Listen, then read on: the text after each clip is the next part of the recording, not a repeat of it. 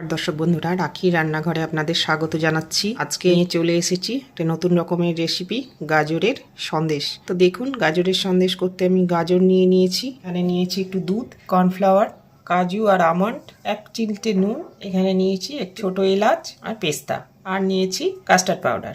গাজরগুলো আমি সব কেটে নিয়েছি, ছুলে নিয়েছি। এটাকেও পিলার দিয়ে এভাবে ছুলে নেব। এবারে এগুলোকে আমি টুকরো টুকরো করে কেটে মিক্সিং জারের মধ্যে দিয়ে ছোটো ছোটো টুকরো করে কেটে নেব। এইভাবে কেটে আমি মিক্সিং জারে সব দিয়ে দেব। মিক্সি জারে গাজরগুলোকে ছোটো ছোটো করে কেটে দিয়ে দিলাম। এবারে পিষে নিচ্ছি। গাজর আমার পেস্ট হয়ে গেছে। এবারে আমি এটাকে একটা থালায় ঢেলে নেব।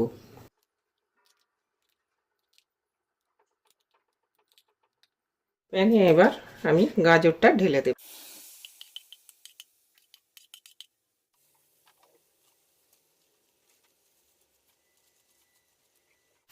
দুটো এলাচ ফাটিয়ে দিয়ে দিলাম, 1 চিমটি নুন, চিনি,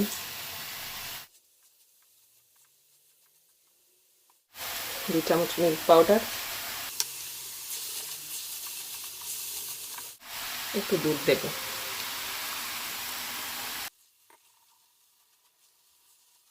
কম আঁচে গাজরটাকে ভালো করে রান্না করে নিতে হবে। 2 চামচ কর্নফ্লোর একটু দুধে গুলে এর মধ্যে ঢেলে দেব।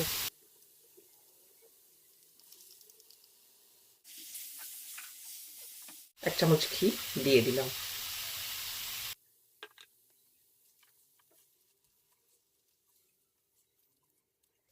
মিশ্রণটা আমার হয়ে গেছে।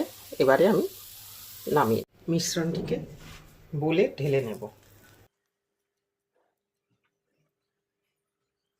ভালো করে সেট করে দেব। প্যানে কিছুটা দুধ দিয়ে নেব। মালাই সমেত দুধ আমি গরম করে রেখেছিলাম, ঢেলে দিলাম। একটু মিল্ক পাউডার দিয়ে দিলাম।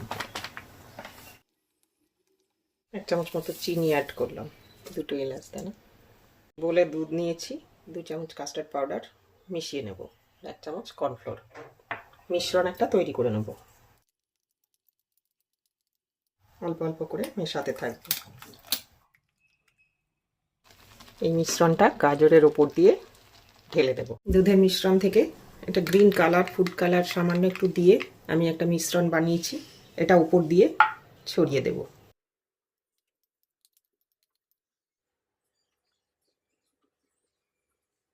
এটাকে সুন্দর করে একটা লেয়ার করে দেব। এবারে দুধের মিশ্রণটাও একইভাবে উপর থেকে আমি ঢেলে দেব। এটা একটু সেট হতে দেব। 1-8 ঘন্টা ফ্রিজে সেট হলেই সুন্দর সন্দেশ